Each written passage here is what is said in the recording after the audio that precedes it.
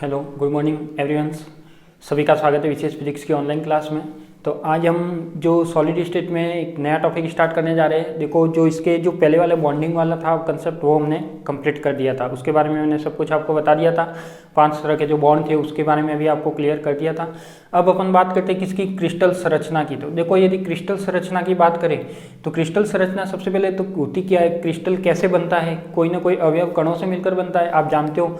तो मैं बात करता हूँ कि क्रिस्टल बनता कैसे। सबसे पहले मान लिया कि कोई क्या ले लिया, एक छोटी वस्तु ले ली, यानी क्या ले लिया, आपके पास छोटी इकाई ले ली। मान लेते हो आप क्या लेते हो, एक छोटी वस्तु ले लेते हो। मान ले क्या ले लिया, ईंट ले ली। एक ईंट से क्या बनती है, एक एक यदि ईंट के ऊपर ईंट रखते जाए तो क्या बनती जाती है, दीवार बनती जाती है। तो एक तरह से अपन कह सकते हैं कि कोई क्रिस्टल बनाना है तो वहां पे अपन को क्या चाहिएगा, कुछ ना कुछ आधार, कुछ ना कुछ बेस चाहिएगा। तो एक तो अपन को यहाँ पे जरूरत होती है किसकी, बेस की, यानी आधार की। एक तो किसकी जरूरत होती है अपने पास, आधार की। एक जरूरत होती है अपने पास जालक की। एक किसकी जरूरत होती है, अब जालक की। अब आप कहोगे कि ये जालक क्या होता है, लेटिस क्या होता है। तो इसके बारे में भी आपको बताऊंगा कि जालक भी क्या होता है, आधार भी क्या होता है। तो लेटिस प्लस बेसिस क्या होता है, लेटिस प्लस बेसिस मिलकर क्या बनता है अपना, क्रिस्टल बनता है। क्या बनता है, क्रिस्टल। तो अपन कह सकते हैं कि जो क्रिस्टल संरचना होती है वो बहुत सारे, यानी कोई भी एक वस्तु है उसकी बार बार अपन पुनरावृत्ति करें, यानी एक ही वस्तु को या एक ही इकाई को अपन क्या करें, उसका रिपीटेशन करते जाए और उसको मिलाते जाए, तो वो क्या बनेगा, अपना एक क्रिस्टल बनेगा। ये आप जानते हो, ठीक है। अब मैं बताता हूँ कि ये क्रिस्टल कितने प्रकार के होते हैं। तो ये क्रिस्टल भी आपके पास 2 टाइप्स के होते हैं। कौन कौन से, एक तो अक्रिस्टलीय ठोस, एक क्रिस्टलीय ठोस। कौन कौन से, एक तो क्रिस्टलीय ठोस और एक अक्रिस्टलीय ठोस। तो अपन कह सकते हैं कि ये भी 2 प्रकार के होते हैं। एक तो अक्रिस्टलीय ठोस,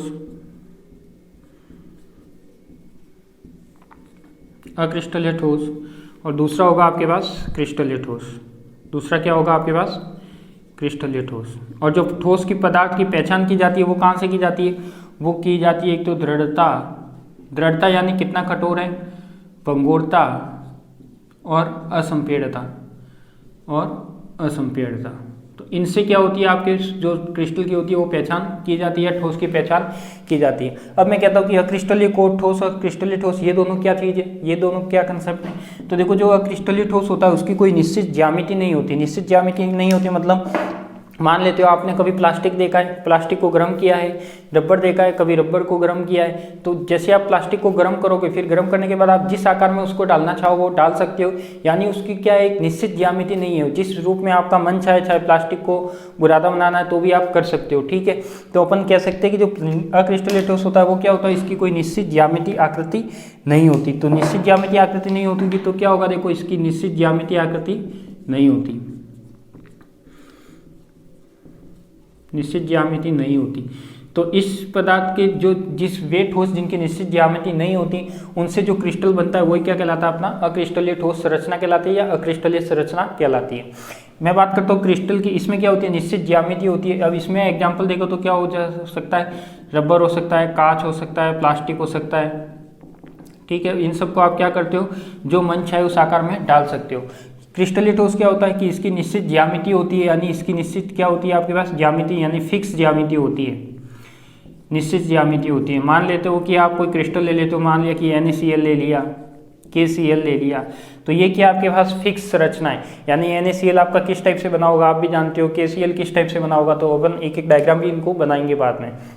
तो ये क्या कहलाएगी, अपनी क्रिस्टलीय ठोस। अब यदि मैं बात करूँ कि इनकी डायग्राम की बात करूँ कि इनकी संरचना कैसी होती है, तो डायग्राम में यदि बनाना चाहूँ तो कैसे आएगा। देखो, यदि मैं अक्रिस्टलीय ठोस की बात करूँ, किसकी बात करूँ, अक्रिस्टलीय ठोस की।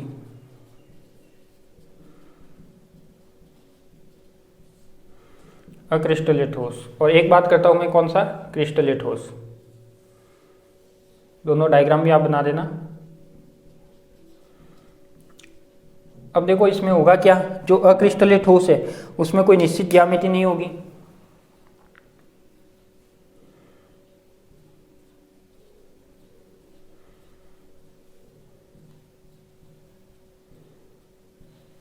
ठीक है।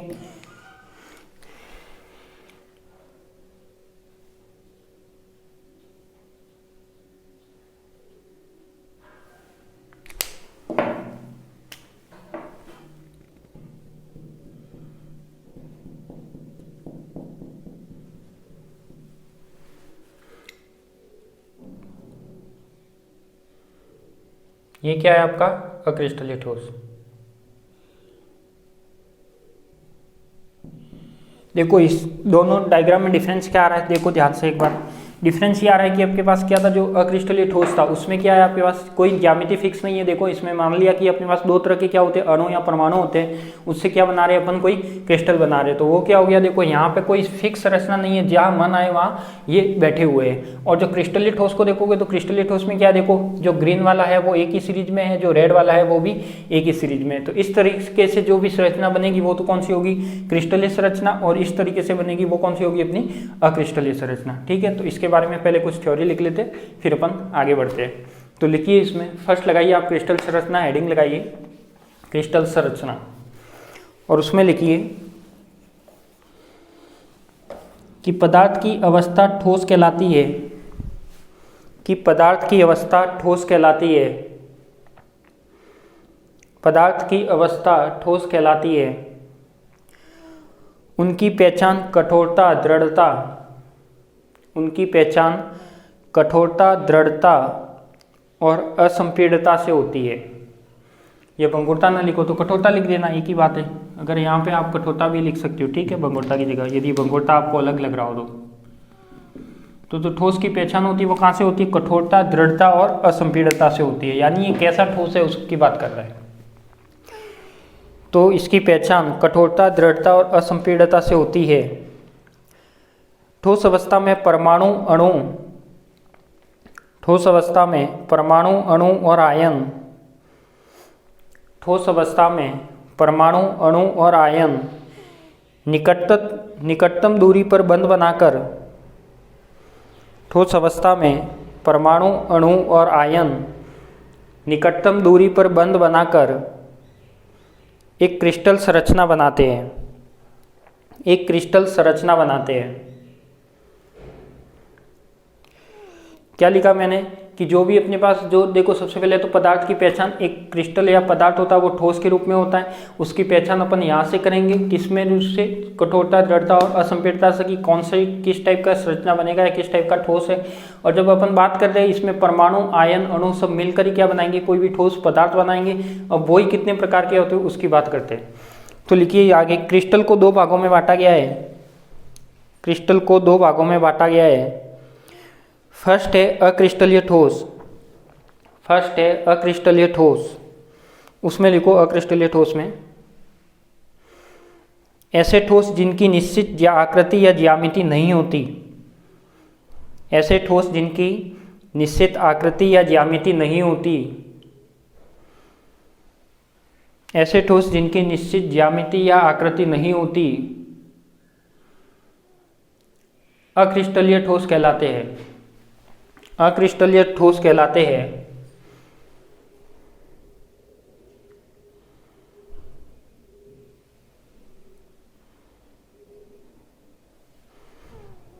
एग्जाम्पल करके लिख लेना, कांच, रबर, प्लास्टिक, कांच, रबर और प्लास्टिक, कांच, रबर और प्लास्टिक।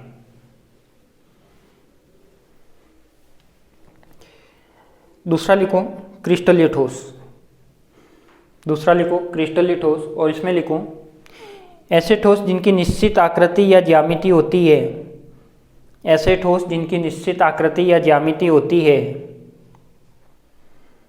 ऐसे ठोस जिनकी निश्चित आकृति या ज्यामिति होती है क्रिस्टलीय ठोस कहलाते हैं, क्रिस्टलीय ठोस कहलाते हैं।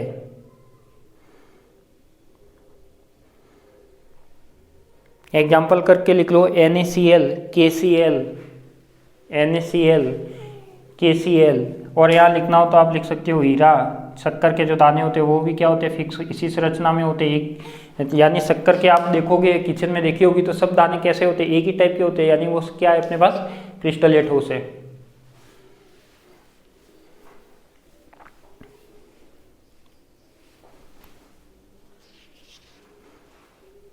अब अपन बात करते हैं किसकी, अब आगे एक लाइन लिख लो नोट लगा के कि क्रिस्टल का निर्माण, लिख लो नोट लगा के कि क्रिस्टल का निर्माण जालक प्लस आधार, लेटिस प्लस बेसिस से होता है, कि क्रिस्टल का निर्माण जालक लेटिस प्लस बेसिस से होता है।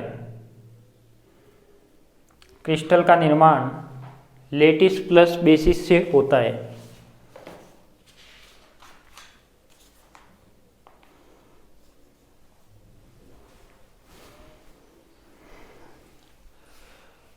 लेटिस प्लस बेसिस से होता है। अब मैं बात करता हूँ किसकी, आपके पास जो लेटिस प्लस बेसिस आ रहे हैं इनकी बात करता हूँ। ठीक है, तो सबसे पहले मैं बात करता हूँ किसकी, लेटिस की। तो आप हेडिंग लगा लो स्पेस लेटिस।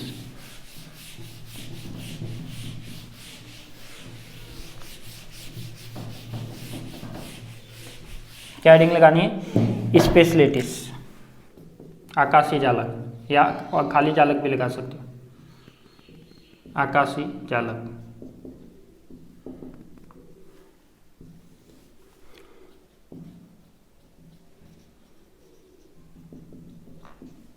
Space lattice. ठीक है, अब क्या होगा आपका आकाशीय जालक स्पेस लेटिस में। यदि मैं स्पेस लेटिस की बात करूँ तो स्पेस लेटिस क्या होता है, सबसे पहले तो जालक क्या होता है उसकी बात करते हैं।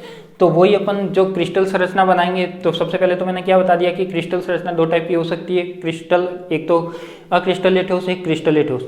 अब यदि मैं बात करूँ कि उसमें जो जालक आता है तो वो जालक क्या होगा, तो मान लो कि एक छोटी से छोटी वह इकाई होती है, क्या होती है, एक छोटी से छोटी, यानी एक ऐसे आवृत्ति या ऐसे पॉइंट के या ऐसे बिंदुओं का समूह होता है। क्या होता है, एक तरह से अपन कह सकते हैं कि समूह होता है। उस समूह की पुनरावृत्ति करते हैं अपन, यानी किसी पॉइंट का या समूह होता है, उसकी पुनरावृत्ति करने पर क्या बनता है, एक संरचना बनती है। क्या बनता है, एक संरचना बनती है। उसी को अपन क्या कहते हैं, जालक कहते हैं। यानी उस क्रिस्टल का जालक क्या होगा, तो जिस क्रिस्टल जो बनाए उसमें कुछ ऐसे पॉइंट का या ऐसे कुछ बिंदु का समूह होगा जिसकी पुनरावृत्ति करने पर क्या बनता है, अपने पास क्रिस्टल बनता है, या फिर अपन कह सकते हैं कोई संरचना बनती है।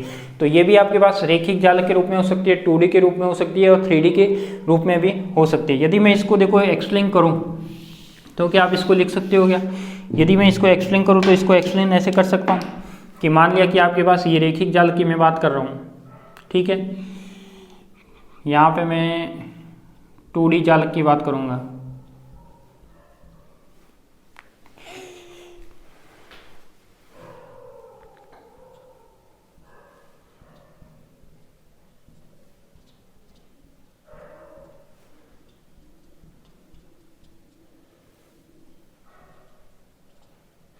तो देखो यदि मैं बात करूँ यहाँ पे किसकी, फर्स्ट वाले की, फर्स्ट वाला क्या है आपके पास, यदि मैं बात करता हूँ किसकी, रेखिक जालक, यानी लीनियर लेटिस, या आप कह सकते हो लीनियर लेटिस या लीनियर लेटिस क्रिस्टल। तो यहाँ पे क्या हो जाएगा, रेखिक जालक। मैं इसको नाम देता हूँ क्या, रेखिक जालक। अब ये रेखिक जालक क्यों होगा, देखो इसमें कोई भी ऐसे बिंदुओं का समूह है, तो देखो एक ये समूह है अपना, एक ये समूह है, एक ये समूह है। आपको एक मैंने छोटा बनाया है, दिख तो रहा होगा वैसे। रेखिक जालक है तो रेखिक जालक क्या करेगा, मान लिया कि ये वाली डिस्टेंस कितनी है अपने पास, ए है, ये वाली डिस्टेंस कितनी अपने पास, ए है। तो इसी संरचना के इसी को ये क्या करेगा, पुनरावृत्ति करेगा। यानी यहाँ पे कुछ ऐसे बॉन्ड बना हुआ है तो वो क्या करेगा, इसकी पुनरावृत्ति करेगा, इसकी पुनरावृत्ति करेगा, और क्या बनाएगा, आपके पास एक रेखिक जालक की संरचना बनाएगा या रेखिक जालक बनाएगा। यदि मैं बात करता हूँ यहाँ पे ये क्या है आपके पास, दिशा डायरेक्शन व्यक्त कर रहा है, यानी ये क्या है आपका ए वेक्टर है। यहाँ पे मैं बात करूँ तो ये क्या होगा, मान लिया कि ये आपका क्या है, ए वेक्टर है, और यहाँ पे यदि मैं दूसरा वेक्टर बनाऊँ तो ये क्या हो जाएगा आपका बी वेक्टर। यानी मैं कह सकता हूँ कि यहाँ पे क्या होगा आपके पास, द्विविमीय जालक, जिसे बोलते हो आप, क्या बोलते हो, द्विविमीय जालक, द्विविमीय जालक। तो ये क्या हो जाएगा आपका द्विविमीय जालक, जिसमें 2D की बात कर रहा है। इसमें देखो इसमें एक वेक्टर था ओनली ए, इसमें कितने वेक्टर आ गए, ए वेक्टर और बी वेक्टर। यदि मैं थर्ड वाले की बात करूँ 3D में, तो ये क्या हो जाएगा आपका, देखो मान लिया कि ये वाला क्या हो गया आपके पास ए वेक्टर, ये हो गया आपके पास बी वेक्टर, और ये वाला हो गया आपके पास सी वेक्टर। ठीक है, यानी ये सब पॉइंट को मिलाने वाला समूह ही होगा। तो यदि मैं देखो ये वाली बात करूँ तो ये क्या होगा अपने पास, रेखिक जालक, द्विविमीय जालक और त्रिविमीय जालक। यदि इसकी डेफिनेशन लिखनी है तो आप ये लिख सकते हो कि ऐसे बिंदु या ऐसे आवर्ती व्यू का समूह होता है जिसकी पुनरावृत्ति करने पर एक जालक संरचना या कोई संरचना प्राप्त होती है, वही अपना क्या कहलाता है, जालक कहलाता है। अब मैं कहूँगा कि ये जालक तो हो गया, बेसिस क्या होता है, आधार क्या होता है। तो जिस संरचना के बेस पे, यानी ये वाला ये जब संरचना बना रहे हैं तो इसका कुछ न कुछ बेस भी होगा, कुछ न कुछ आधार भी होगा, तो उसी को अपन क्या कहते हैं, आधार। तो वो भी एक तरह से क्या होता है, एक तरह से किसी पॉइंट का समूह ही होता है। ठीक है, अब यदि मैं बात करता हूँ इसका, यदि मैं ट्रांजिशन वेक्टर लिखना चाहूँ तो बताओ क्या आ जाएगा, इसका यदि मैं वेक्टर लिखना चाहूँ तो क्या आ जाएगा आपका एन ए वेक्टर आ जाएगा। यदि मैं इसका वेक्टर लिखना चाहूँ ट्रांजेक्शनल यानी स्थानांतरण सीधी जिसे बोलते हैं, इसका क्या आ जाएगा n1a प्लस n2b आ जाएगा। यदि मैं उसका लिखना चाहूँ तो ये क्या आ जाएगा आपके पास n1a vector plus n2b vector plus n3c vector. तो A B C A vector B vector तो क्या है इसके सदिश से जो ये डायरेक्शन में व्यक्त कर रहे हैं। n1 n2 n3 क्या है यानी n1 n2 n3 इनकी क्या है एक तरह से स्वैच्छिक नियतांक है, या फिर आप कह सकते हो कि इसके जिस अक्ष पर काटता है तो उसके क्या है पूर्णांक है। तो ये n1 क्या हो जाएंगे n2 n2 3 क्या हो जाएंगे पूर्णांक हो जाएंगे। तो इसको आप लिख सकते हो। तो लिखिए, पहले लगाइए आकाशीय जालक, लगाइए आकाशीय जालक, या फिर एक काम करो पहले आप डेफिनेशन, हाँ सही है चलो लगा लो, इसमें डेफिनेशन लिख लो पहले।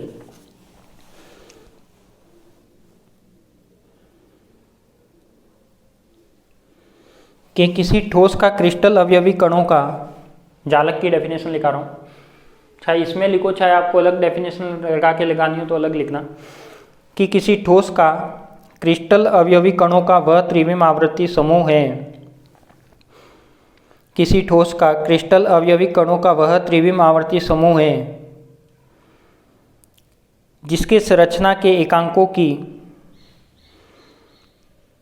किसी ठोस का क्रिस्टल अवयवी कणों का वह त्रिविम आवर्ती समूह है जिसके संरचना के एकांकों की आकाश में, जिसके संरचना के एकांकों की आकाश में नियमित रूप से पुनरावृत्ति करने पर, नियमित रूप से पुनरावृत्ति करने पर जालक बनता है, नियमित रूप से पुनरावृत्ति करने पर जालक बनता है। इन क्रिस्टलों की ज्यामितीय आकृतियों को, इन क्रिस्टलों की ज्यामितीय आकृतियों को एकक आवर्ती जालक के रूप में व्यक्त कर सकते हैं, एकक आवर्ती जालक के रूप में व्यक्त कर सकते हैं।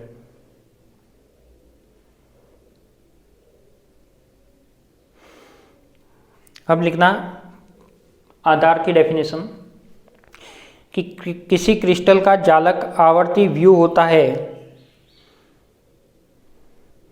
किसी क्रिस्टल का जालक आवर्ती व्यू होता है जिस पर क्रिस्टल के अवयवी कण, जिस पर क्रिस्टल के अवयवी कण, किसी क्रिस्टल का जालक उन बिंदुओं का आवर्ती व्यू होता है जिस पर क्रिस्टल के अवयवी कण परमाणु या आयन या अणु, जिस पर क्रिस्टल के अवयवी कण परमाणु आयन या अणु जिन्हें आधार कहते हैं, जिस पर क्रिस्टल के अवयवी कण परमाणु आयन या अणु जिन्हें आधार कहते हैं।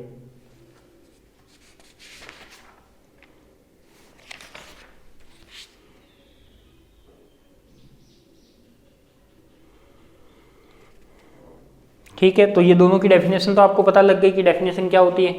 जालक क्या होता है, ऐसे बिंदुओं का या ऐसे तो एक व्यू संरचना होती है जिसकी बार बार पुनरावृत्ति पर क्या बनता है अपन को एक जालक संरचना प्राप्त होती है। बेसिस क्या होता है, तो बेसिस में बता दिया कि जो जालक संरचना बनती है उनका कुछ ना कुछ बेसिस होगा, यानी किसी न किसी से मिलकर बनेगी। हो सकता है वो परमाणु अणु आयन जो भी पार्टिकल आ सकते हैं वो आ सकते हैं, तो उसको क्या कहेंगे अपन बेसिस कहेंगे। ठीक है, अब अपन बात करते हैं किसके आकाशीय जालक। मैंने बता दिया ये इस तरह से बनता है, ये इस तरह से बनता है, ये इस तरह से बनता है, तो इसके भी अपन थ्योरी लिख लेते हैं और इसके स्थानांतरण सदिश भी लिख लेते हैं। तो लिखिए इसमें कि आकाश में जालक बिंदुओं की स्थिति को व्यक्त करने के लिए, आकाश में जालक बिंदुओं की स्थिति को व्यक्त करने के लिए निर्देशांक पद्धति की आवश्यकता होती है, निर्देशांक पद्धति की आवश्यकता होती है।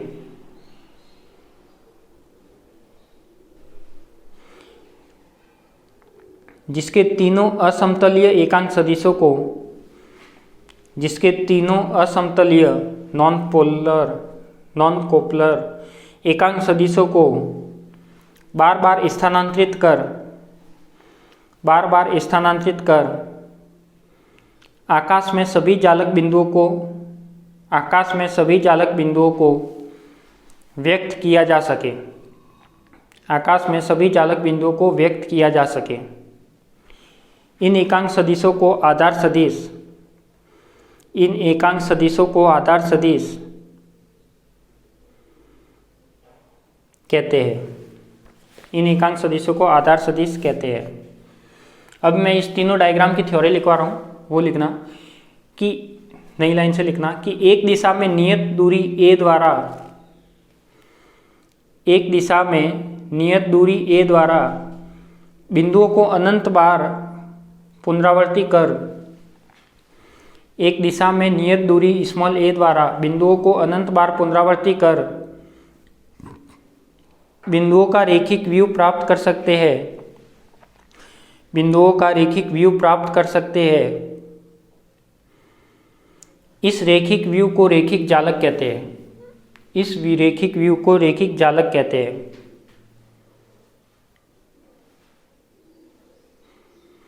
दूसरा लिखूं, इसमें लिख लेना कि इसको चित्र ए में दर्शाया गया है। इसको चित्र ए में दर्शाया गया है। फिर चित्र बी के बारे में लिखूं, यदि किसी अन्य दिशा में नियत दूरी, यदि किसी अन्य दिशा में नियत दूरी बी द्वारा इन बिंदुओं की अनंत बार पुनरावृत्ति हो, किसी अन्य दिशा में मिलकर या किसी अन्य दिशा में नियत दूरी बी द्वारा इन बिंदुओं की अनंत बार पुनरावृत्ति हो, तो दोनों रैखिक जालक मिलकर द्विविमीय जालक बनाते हैं। तो दोनों रैखिक जालक मिलकर द्विविमीय जालक बनाते हैं। फिर सी के बारे में लिखना नई लाइन से कि द्विविमीय जालक को किसी असमतल दिशा में, द्विविमीय जालक को किसी असमतल दिशा में तीसरे नियत दूरी सी द्वारा, द्विविमीय जालक को किसी असमतल दिशा में तीसरे नियत दूरी सी द्वारा अनंत बार पुनरावृत्ति करते हैं, तो त्रिविम आकाशीय जालक प्राप्त होता है।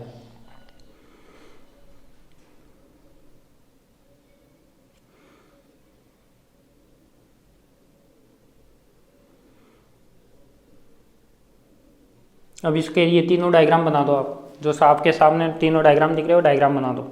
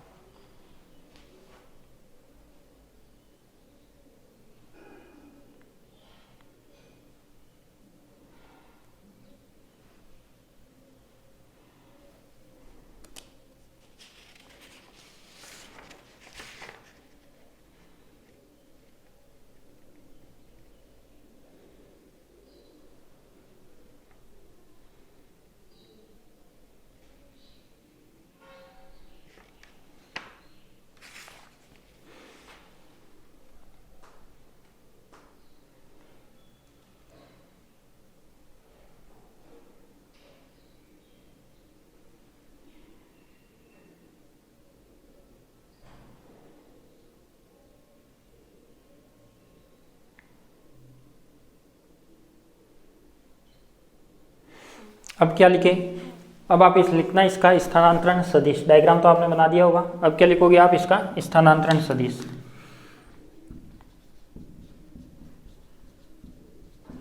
ये सब आपके काम आने वाले आगे छोटे छोटे कंसेप्ट। स्थानांतरण सदिश क्या होगा? T vector is equal to n1 a vector plus n2 b vector plus n3 c vector. किसके लिए लिख रहा हूँ मैं? 3D के लिए। जहाँ पर a1 b, ये a b c क्या है, तो इसको मैं लिख सकता हूँ कि a वेक्टर b वेक्टर और c वेक्टर क्या है? आधार सदिश है या मूलभूत सदिश है। क्या है? आधार सदिश या मूलभूत सदिश। और जो n1 n2 और n3 है, ये क्या है? आपका एक पूर्णांक है। पूर्णांक यानी कोई ना कोई नंबर होगा जो कि किस अक्ष पर ये काटेगा, उसकी क्या होगी? वैल्यू होगी। तो ये लिख लीजिए।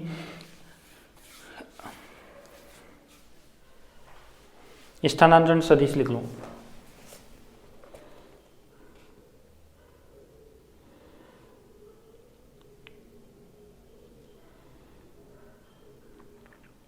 अब नीचे लाइन लिखना है किसके नीचे कि यदि क्रिस्टल के किसी बिंदु की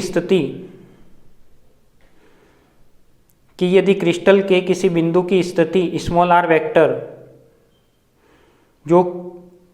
यदि क्रिस्टल के किसी बिंदु की स्थिति स्मॉल आर वेक्टर को टी सदिश द्वारा स्थानांतरित किया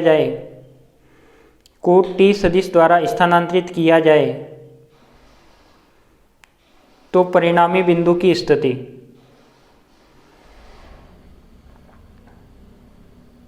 यदि क्रिस्टल के किसी बिंदु की स्थिति आर वेक्टर को टी सदिश द्वारा स्थानांतरित किया जाए तो परिणामी बिंदु की स्थिति। ये अपन को क्या कह रहा है कि कोई भी आपके पास फ्रेम ऑफ रेफरेंस मान लिया, उसका जो आर वेक्टर होता है वो क्या होता है आपके पास, ये वाली चीज़ होती है। ये क्या होता है आपका आर वेक्टर, ये होता है। इस आर वेक्टर को मैं क्या कर रहा हूँ, टी के द्वारा ऑपरेशन क्या कर रहा हूँ, ट्रांसफर कर रहा हूँ। यानी यहाँ पे कौन सी संक्रिया लगा रहा हूँ, स्थानांतरण संक्रिया।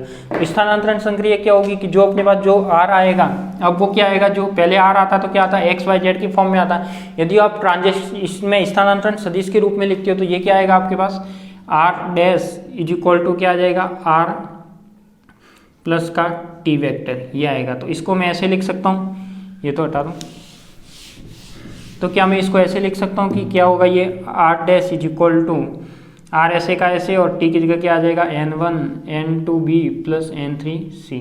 तो ये इसका क्या हो जाएगा, परिणामी बिंदु की स्थिति होगी। तो पहले क्या था, पहले केवल ये आर वेक्टर था, ये परिणामी बिंदु की स्थिति थी। अब उसमें जब ट्रांजैक्शनल या स्थानांतरण सदिश के द्वारा उसको स्थानांतरित करते हैं तो आपके पास क्या प्राप्त होता है, ये वाली चीज़ प्राप्त होती है। लिख लो इसको भी।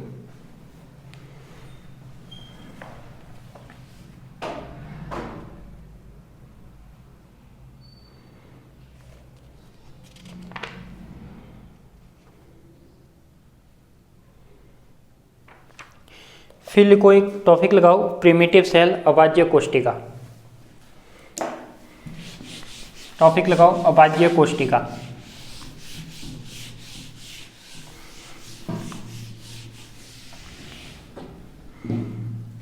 अभाज्य कोष्टिका, प्रिमिटिव सेल।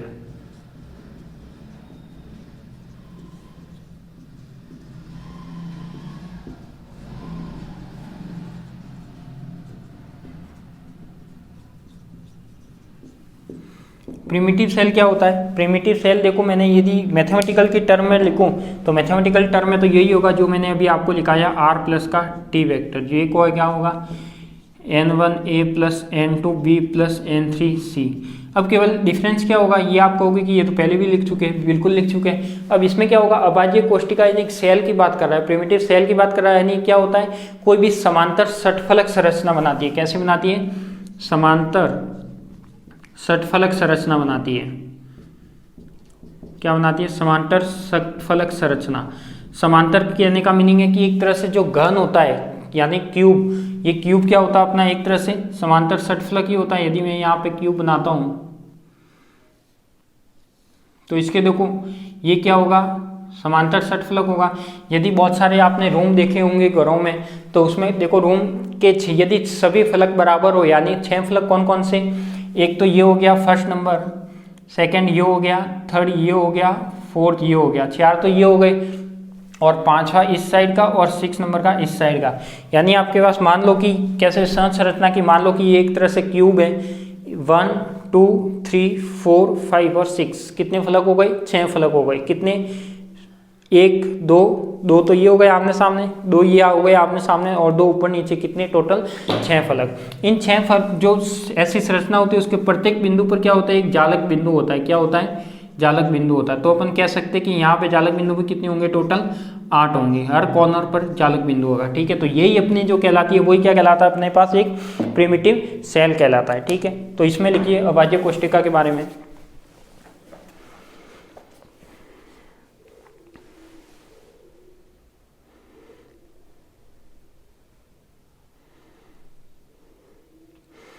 यदि जालक में स्मॉल आर वेक्टर तथा आर डैश वेक्टर, और यहाँ पे मैंने जो वेक्टर नहीं लगाया इसमें वेक्टर भी लगा देना, ठीक है, क्योंकि ये सब वेक्टर ही चल रहा है।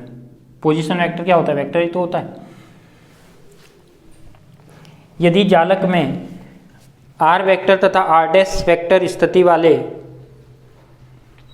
यदि जालक में आर वेक्टर तथा आर डैश वेक्टर स्थिति वाले बिंदुओं जिनके सापेक्ष क्रिस्टल में परमाणु विन्यास सदस्य समान रूप से दिखाई देता है, क्रिस्टल में परमाणु विन्यास समान रूप से दिखाई देता है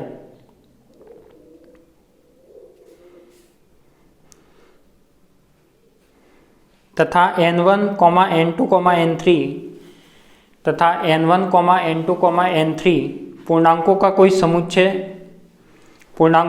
समुच्चय समीकरण को संतुष्ट करते हैं। N1, N2, N3 पूर्णांकों का कोई समुच्चय समीकरण को संतुष्ट करते हैं, जिसे ABC स्थानांतरण, और ये जो वेक्टर लिखा हुआ है वो लिख लो, जिसे ABC स्थानांतरण वेक्टर लिखा हुआ लिख लो। इसको सदिश अभाज्य सदिश कहलाते हैं। यह सदिश अभाज्य सदिश कहलाते हैं। और इस अभाज्य सदिश से बनने वाला समांतर षटफलक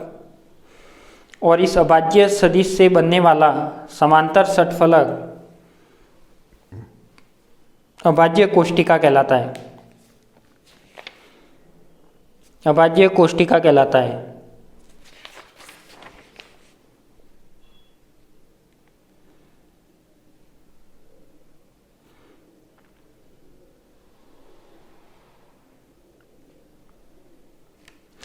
लिख लो, त्रिविम जालक के अभाज्य कोष्टिका में, नई लाइन से लिखना, त्रिविम जालक के अभाज्य कोष्टिका में प्रत्येक कोने पर एक जालक बिंदु होता है। अर्थात प्रत्येक अभाज्य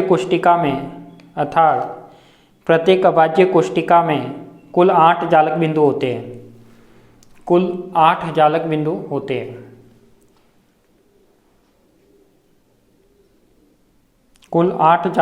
होते हैं। एक लाइन और लिख लेना कि अभाज्य कोष्टिका का आयतन सदिश त्रिक गुणनफल के बराबर होता है।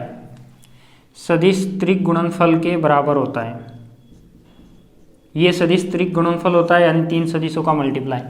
ये क्या होता है? इसका अभाज्य कोष्टिका का आयतन होता है। तो मैंने यही चीज़ लिखी है कि जो अपने पास ये वाला जो स्थानांतरण सदिश मिल रहा था, उसको यदि किसी मूल बिंदु के सापेक्ष स्थानांतरित किया जाए तो अपन को ये वेक्टर मिलेगा। इसी वेक्टर के द्वारा ये वाला वेक्टर क्या कहलाएगा? अभाज्य कोष्टिका या अभाज्य सदिश कहलाएगा। और इसी के द्वारा जो संरचना बनती है वो क्या बनती है? अपनी समांतर षटफलक संरचना बनती है, जिसमें टोटल 6 फलक होते हैं। इसका आयतन ये होता है। और इसके में यदि ये तो क्या हो गया? आपका आयतन हो गया। और यदि इसके और डायग्राम की बात यदि आप करना चाहो तो इस टाइप से कोई डायग्राम बनता है। मान लिया कि ये 2 एक्सिस ले लिए मैंने कोई भी, और यहाँ से ये इस टाइप का जो डायग्राम बनेगा वो एक तरह से आपकी क्या है? एक अभाज्य कोष्टिका है या प्रिमिटिव सेल है। ठीक है, लिख दिया होगा, लिख दो, नहीं लिखा तो।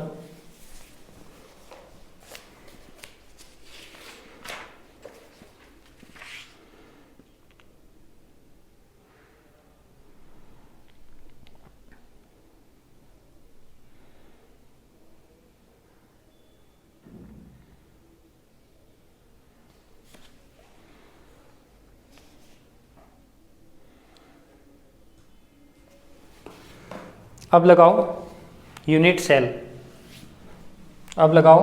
सेल। छोटे छोटे ये केवल कंसेप्ट है, बाकी जो इंपॉर्टेंट है वो तो भी आगे आएगा। यूनिट सेल, एकक कोष्टिका।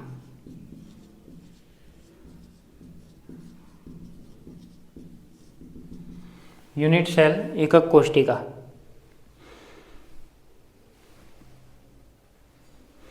अब कहोगे कि ये वाला क्या होता है? क्या कहोगे कि ये और क्या, कौन सा वर्ड आ गया? एकक कोष्टिका। तो इसमें क्या होता है? एक न्यूनतम आयतन वाला ऐसा कोई बहुफलक होता है। क्या होता है इसमें? एक न्यूनतम आयतन वाला, यानी इसका न्यूनतम आयतन वाला क्या होता है? आपके पास एक बहुफलक होता है। उस बहुफलक की बार बार पुनरावृत्ति करे तो अपन को क्या मिलता है? क्रिस्टल संरचना मिलती है। क्या मिलता है? क्रिस्टल संरचना मिलती है। अब इसमें भी क्या होता है, जो ये बहुफलक होता है, मान लिया कि ये बहुफलक है, इसके 3 वेक्टर होते हैं, कौन कौन से, ये मैं बहुफलक बना लेता हूं।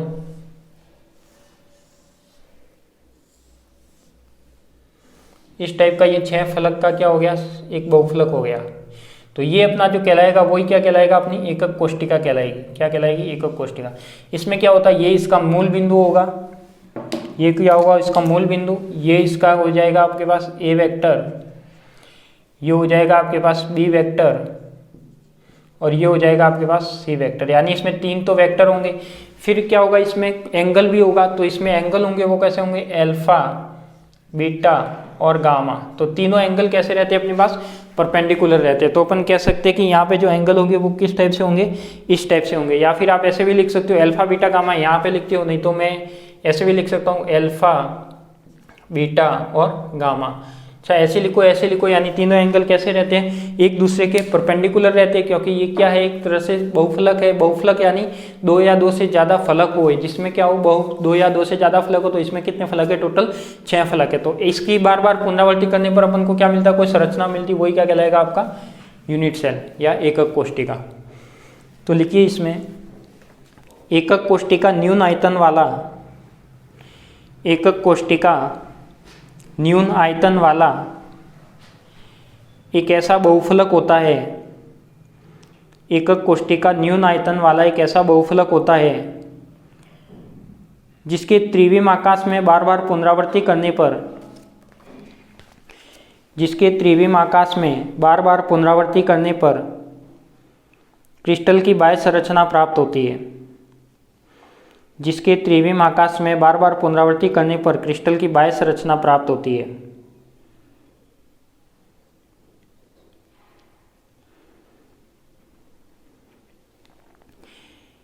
एक नई लाइन से लिखना, एकक कोष्टिका को 3 अभाज्य सदिशों, एकक कोष्टिका को 3 अभाज्य सदिश ए वेक्टर, बी वेक्टर और सी वेक्टर, कॉमा लगा लेना बीच में।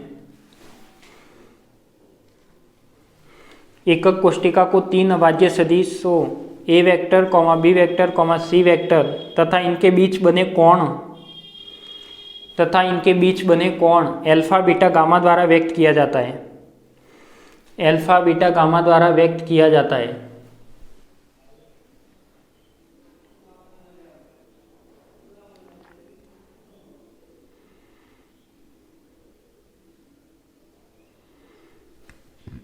एकक कोष्टिका के लिए यह आवश्यक नहीं है कि, एकक कोष्टिका के लिए यह आवश्यक नहीं है कि तीनों सदिश के परिमाण तथा इनके बीच बने कोण परस्पर बराबर हो।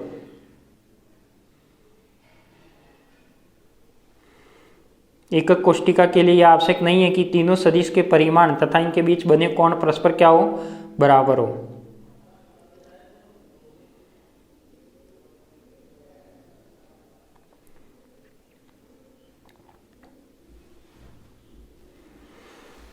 अब क्या लिखता हूं, इसका यदि मैं घनत्व निकालना चाहूँ तो घनत्व कैसे निकलेगा बताओ। यदि मैं इसका निकालना चाहूँ क्या, घनत्व, यानी कोई भी क्रिस्टल संरचना उसका यदि घनत्व निकालना है तो ये क्या होगा आपके पास, एकक कोष्टिका में उपस्थित कणों की संख्या, कणों का द्रव्यमान, क्या हो गया, कणों का द्रव्यमान। यानी ये क्या होगा, एकक कोष्टिका में उपस्थित कणों का द्रव्यमान, और नीचे क्या होगा, एकक कोष्टिका का आयतन, एकक कोष्टिका का आयतन। तो इसको मैं लिख सकता हूँ, यदि फॉर्मूले के रूप में लिखना हो तो ये क्या होगा, देखो घनत्व को आप किससे लिखते हो, वैसे तो रो से लिखते हो, तो ये रो हो जाएगा। एकक कोष्टिका में उपस्थित कणों का द्रव्यमान लिखना है, तो देखो मैं मान लेता हूँ कि इस एकक संरचना इसमें बहुत सारे n कण है, तो इसका द्रव्यमान कितना होगा, एक कण का द्रव्यमान m है, तो n के लिए कितना हो जाएगा mn, और अपॉन में क्या हो जाएगा, आयतन में v। तो इसको आप इस तरीके से लिख सकते हो, ठीक है। तो ये क्या हो जाएगा आपका m, तो क्या हो जाएगा कण का द्रव्यमान, m क्या है यहाँ पे, एक कण का द्रव्यमान, n क्या है यहाँ पे, कणों की संख्या, n क्या है यहाँ पे, कणों की संख्या, और जो v है यहाँ पे क्या, एकक कोष्टिका का आयतन। एकक कोष्टिका का आयतन। अब इस आगे यदि ये क्यूब है तो इसका आयतन क्या हो जाएगा, भुजा क्यूब, यानी कोई भी भुजा क्या होगी, तीनों इक्वल होगी, तो इसका आयतन क्या हो जाएगा, क्यूब। तो अपन इस जो जो संरचना लेंगे तो उन संरचना के बारे में क्या निकालेंगे, इन सब की व्याख्या भी करेंगे और घनत्व भी निकालेंगे। तो ये डायग्राम बना दो और ये लिख लो।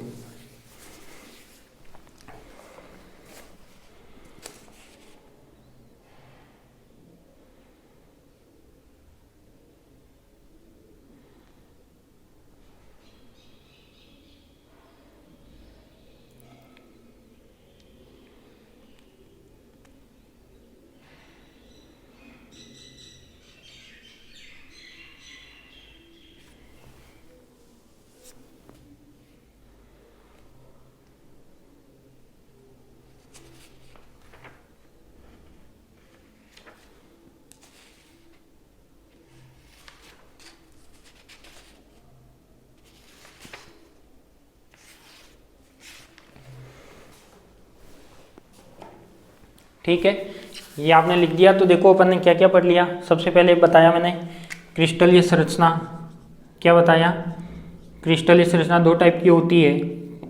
कौन कौन सा, क्रिस्टलीय ठोस और अक्रिस्टलीय ठोस। फिर क्या बताया मैंने, फिर बताया मैंने कि जालक प्लस बेसिस,